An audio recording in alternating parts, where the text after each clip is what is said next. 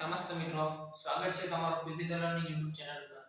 મિત્રો, આજે આપણે ધોરણ 11 સાયન્સ અને એમાં પણ ફિઝિક્સ નો એક ટોપિક ભણીશું કે જેનું નામ છે પ્રક્ષેપ ગતિ.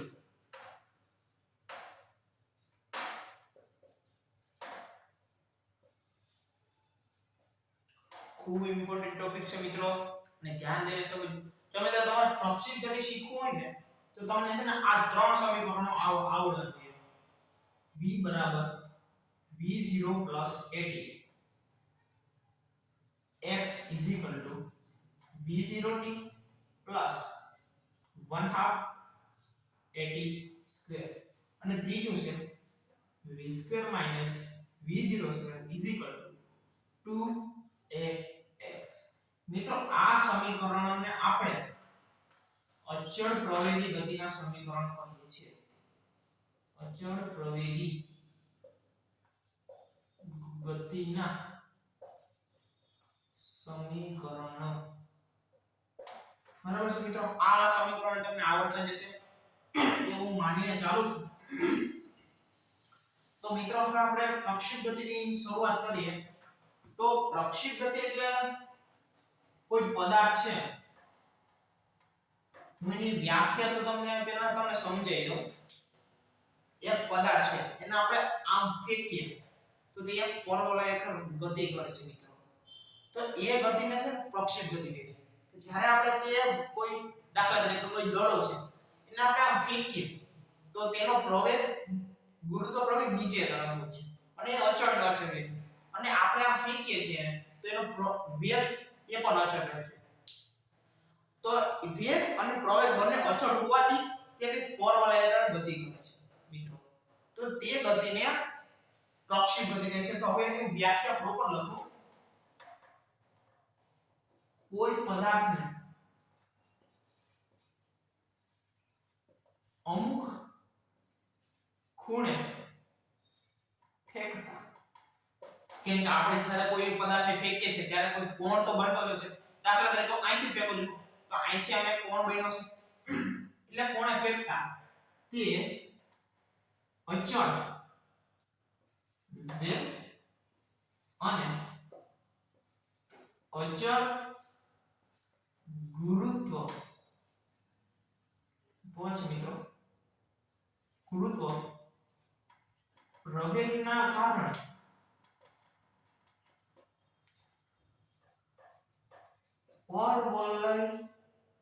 પરવલય આકાર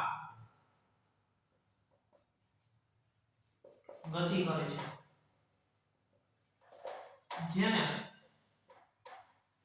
પ્રક્ષેપ ગતિ કહે છે. બરાબર છે મિત્રો, કે કોઈ પદાર્થ છે એને અમુક ખૂણે ફેંકતા, કોઈ ખૂણે આપણે કોઈ પદાર્થને ફેંકીએ છીએ તો કોઈ પદાર્થ આપણે ફેંકીએ તો ખૂણો તો બને જ છે. એના અચળ વેગનો અચળ ગુરુત્વ પ્રવેગના કારણે જ્યારે આપણે તેને ફેંકીએ છીએ ત્યારે તેનો ગુરુત્વ પ્રવેગ અને વેગ છે તે અચળ હોય છે. વેગ હમણાં તમને આકૃતિ દ્વારા સમજાવું એટલે તમને ખબર પડી જવાની છે. અને તો પરવલયાકાર ગતિ કરે છે, કેમ કે આપણે જ્યારે બોલને ફેંકીએ તો બોલ આમ તો નથી જતો, બોલ આમ જ જશે કે જે પરવલયાકાર ગતિ. તો મિત્રો હવે આપણે તેને આકૃતિ દ્વારા સમજીશું. લે મિત્રો, ભૂલ થઈ ગઈ મારાથી. કોઈ પદાર્થ. મિત્રો તમે એકવાર વ્યાખ્યાને સરખી રીતે જોઈ લ્યો, પછી આપણે આગળ વધીએ. ચાલો મિત્રો, હવે આપણે પ્રક્ષેપ ગતિને એક આકૃતિ દ્વારા સમજીએ. બરાબર છે મિત્રો. દાખલા તરીકે મિત્રો આ જમીન છે, બરાબર છે. આ જમીન છે, આ એક બોલ છે. હવે આ બોલને આપણે ગતિ કરીએ, ઉપર ફેંકીએ કોઈ ખૂણે તો તે બોલ આવી ગતિ કરશે. મિત્રો આ બોલ આવી ગતિ કરશે. બરાબર છે મિત્રો.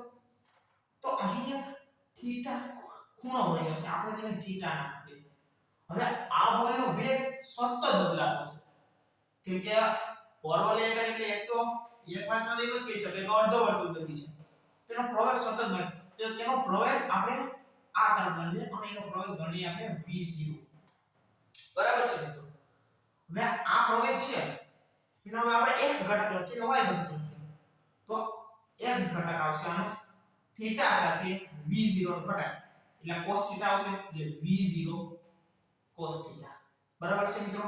અને y ઘટક લખીએ તો થીટા સાથે sin ખૂણો આવશે કે જે તમે સમતલના ગતિમાં શીખી જ ગયા છો. અહીંયા આવશે v0 sin થીટા બરાબર છે મિત્રો. આ પ્રવેગ એમાં છે x અક્ષનું જે વેગ છે ને મિત્રો એ હરેક જગ્યાએ અચળ હશે. અહીંયા અહીંયા અહીંયા અહીંયા અહીંયા અહીંયા બરાબર છે મિત્રો. બધી જગ્યાએ x અક્ષનો વેગ અચળ જ હશે.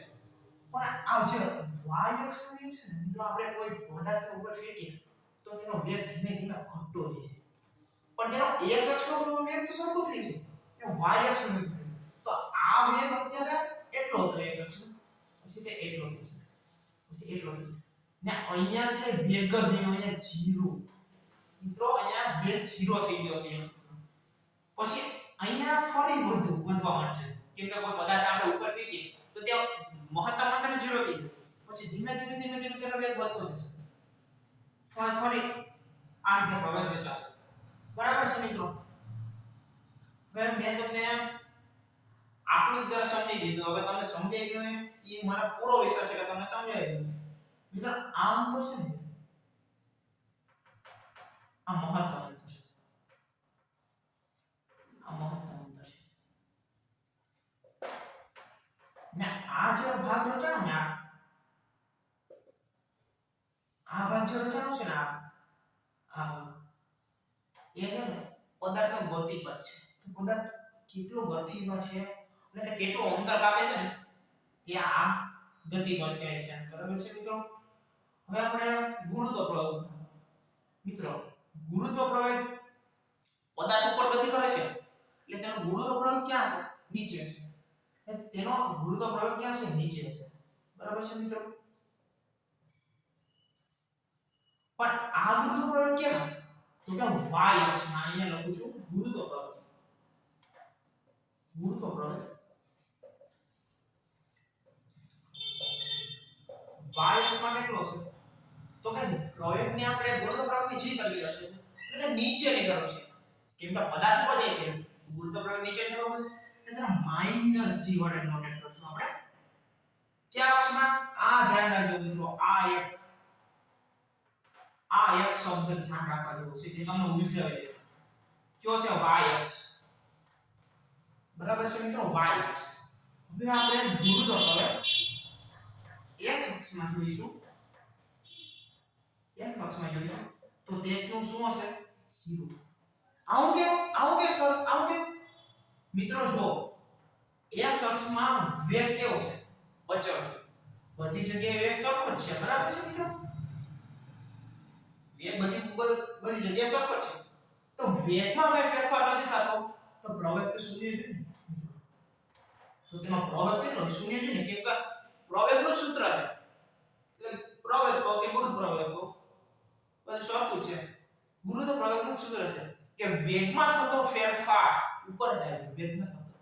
વેગમાં કઈ ફેરફાર જ નથી થતો મિત્રો. સરખો છે તો એ માટે આપણે ગુરુત્વ પ્રવેગ છે એ x અક્ષમાં 0 હશે. બરાબર છે મિત્રો. તો હવે જગ્યા હોય છે જગ્યા નથી હોતી પણ હવે આપણે એનું હજી તમને થોડું કહી દઉં તમારા આઈડિયા માટે એક નાની આકૃતિ બનાવી નાખીએ.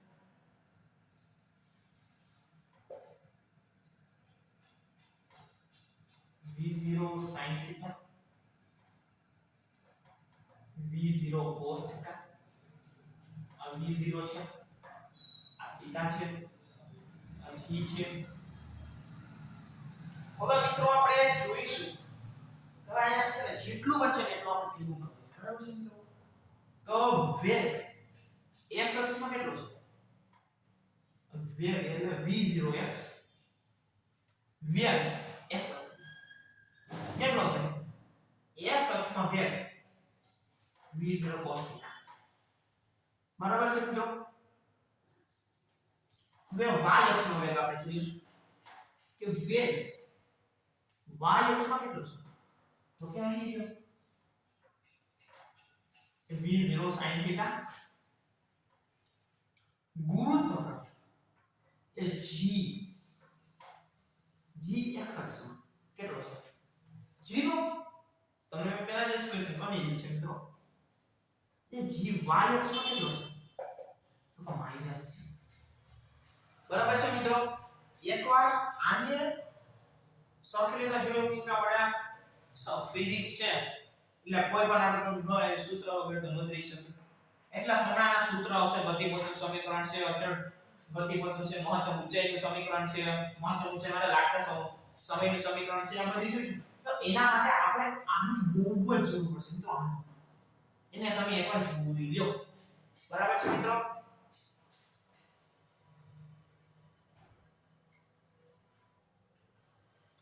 મિત્રો તમે જોઈ લીધું હશે મિત્રો હવે મોસ્ટ ઓફ વિદ્યાર્થીઓનો પ્રશ્ન છે કે સર આ g of x છે એ ગુરુત્વ પ્રવેગ તો a of x શું થશે તો મિત્રો a of x પણ એ જ થશે અને અહીંયા g of y છે તો g of x પણ એ જ થશે બરાબર છે મિત્રો તો હવે આપણે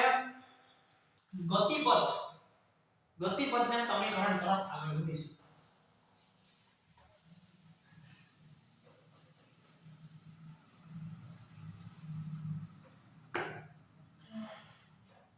એક નાની આકૃતિ બનાવી લઈશું આપણે બરાબર છે મિત્રો અહીંયા v0 આ રફ આકૃતિ બનાવું છું મિત્રો sin θ v0 cos θ નીચે તરફ બરાબર છે આ રફ આકૃતિ બને છે હવે આપણે ગતિપથનું સમીકરણની તારવણી આ આકૃતિ તમને યાદ તો રહી ગઈ છે કેમ કે જગ્યા ઘટશે એટલે હું આ આકૃતિ ભૂસી નાખું આકૃતિ યાદ રાખી લેજો બરાબર છે મિત્રો એટલે ગોખવાની કઈ જરૂર નથી જો હું ભણાવું છું ને તો એક મંત્ર યાદ રાખવાનો એટલે ઇંગ્લિશ ને ગુજરાતી ભેગું છે નોટ ગોખિંગ ઓન્લી સમથિંગ આ ગોખવાની જરૂર કોઈ નથી આ જો મિત્રો આગળ ગતિપથનું સમીકરણ હું નહીં કરું તમે જ આપો છો ગતિપથનું સમીકરણ હવે ગતિપથ તમે તમને કીધું કે આ જે છે પ્રક્ષેપ ગતિનું આ તેને ગતિપથ કહે છે પ્રક્ષેપ ગતિ બરાબર છે મિત્રો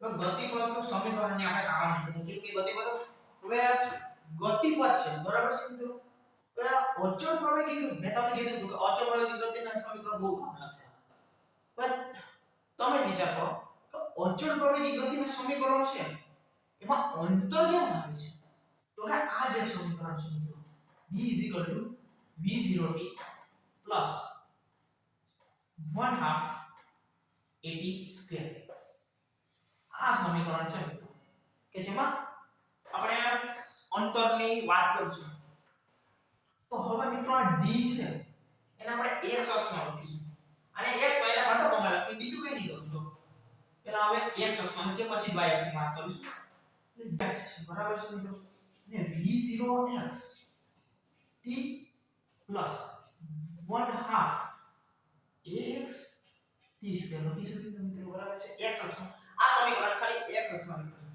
હવે d of x ને આપણે m જેમ રાખીશું બરાબર v0x વેગનો x અક્ષમાં ઘટક શું હતો તો v0 cos θ બરાબર છે મિત્રો t ફરી એમ લ્યો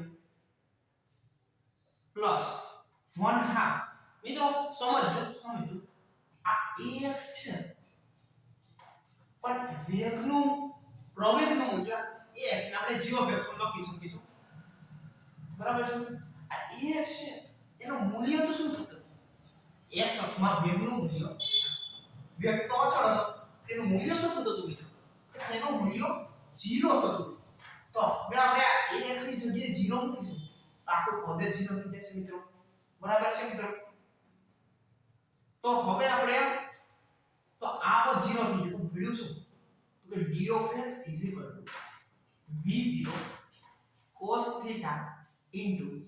t બરાબર છે મિત્રો ને d of x છે એને આપણે એવું હોય ને તો તમે કન્ફ્યુઝન થતું ને કે d of x આપણે x x બરાબર છે તો હવે મિત્રો આ શું આવ્યું આ x અક્ષમાં આવ્યું બરાબર છે મિત્રો હવે આપણે y અક્ષમાં લખી નાખીએ x અક્ષમાં લખ્યું તો y અક્ષ શા માટે બાકી રાખીએ તો d of y તો x y અક્ષમાં જોજો મિત્રો v0y t પ્લસ અહીંયા આ પૂરું થઈ ગયું બરાબર છે મિત્રો હવે આ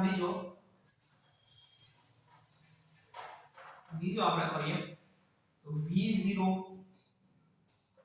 x v0y t plus 1/2 y t square બરાબર છે મિત્રો આને હવે લખી નાખીએ x v0y વેગનો y અક્ષમાં ઘટક તો v0 sin θ બરાબર છે મિત્રો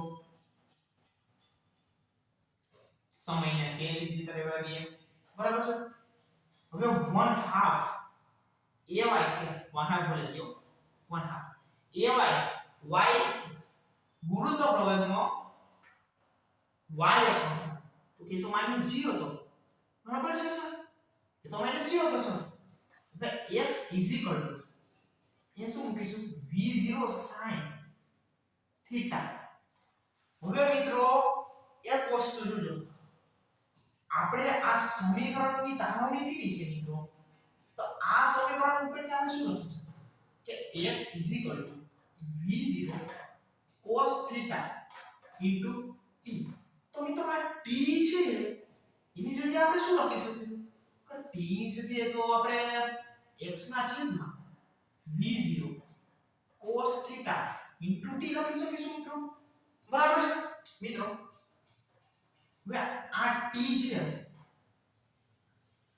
બરાબર છે આ t ની કિંમત આપણે અહીંયા મૂકી દઈએ આ t ની કિંમત અહીંયા મૂકી દઈએ બરાબર છે મિત્રો તો હવે આ t છે એની જગ્યાએ x ના છેદમાં v0 cos θ તો t છે એની જગ્યાએ x ના છેદમાં v0 cos θ સોરી મિત્રો એ t નહીં આવે ખાલી cos θ આવશે v0 cos θ બરાબર છે મિત્રો બરાબર છે હવે અહીંયા પ્લસ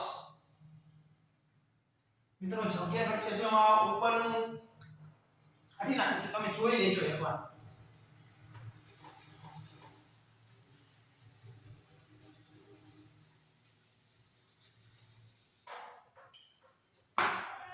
તો ઓલામાં શું હતું મિત્રો આપણે આને અહીંયા લઈશું બરાબર છે અને પણ અહીંથી ભૂસી નાખીએ શરૂઆત ત્યાંથી કરીશું બરાબર છે મિત્રો આ આવ્યું ઓલ પહેલાના સમીકરણ ઉપરથી આપણે t શું લખી શકતા તો x v0 cos θ આ સમીકરણ 1 ઉપરથી આપણે લખીએ પહેલો આપણે સમીકરણ 4 ને ઉપર ધ્યાન લખી દઈએ બરાબર છે હવે આને આ t ની કિંમત આની જગ્યાએ આની જગ્યાએ મૂકીશું બરાબર છે તો x v0 sin θ t ની જગ્યાએ આ મૂકીશું કિંમત t ની જગ્યાએ x v0 cos θ હવે પાછું અહીંયા પ્લસ આવશે બરાબર છે મિત્રો હવે 1/2 માઈનસ g પછી આપણે કોઈ વિસ્તરણ આપ્યું નથી મિત્રો t સ્ક્વેર ની જગ્યાએ આ રકમ આપશું x v0 cos θ નો સ્ક્વેર બરાબર છે મિત્રો હવે આ પોર્શન તમે જોઈ લો કેમ કે આ મારે કાઢવું છે બરાબર છે મિત્રો લાઈન પર જોઈ લેજો બરાબર છે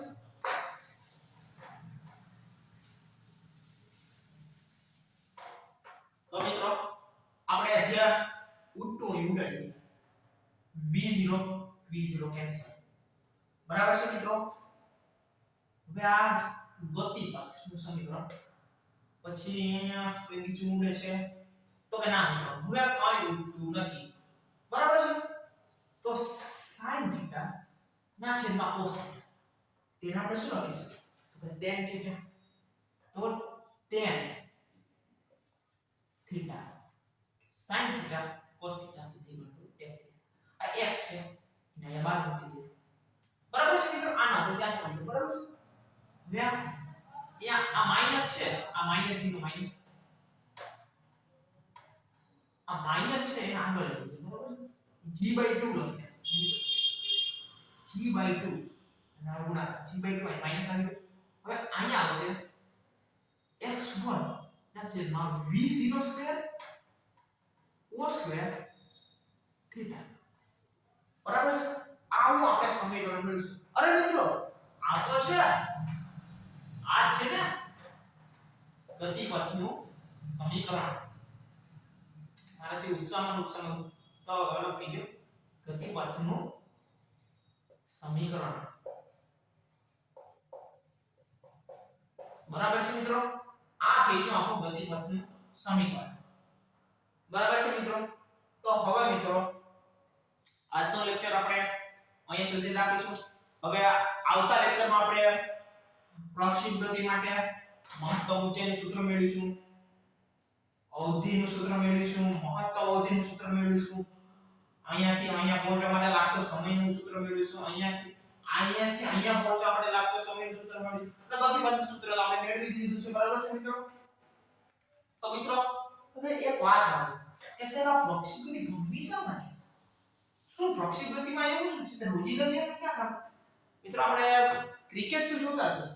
ક્રિકેટમાં જ્યારે ક્રિકેટર છક્કો મારે ને ત્યારે છે ને કંઈક કામ એક 108 મીટર છે, 102 મીટર છે, 500 મીટર છે, તો કેવું હોય તો નહીં એ 100 મીટરના આજુબાજુમાં હોય. યસ એ ક્યાં મળે? કેમ કે એ બોલની ગતિ તો પરવલય હોય છે. બરાબર છે મિત્રો. એટલે એનું જે અંતર છે ને તે ગતિપથના સમીકરણ ઉપરથી મળે. બરાબર છે મિત્રો.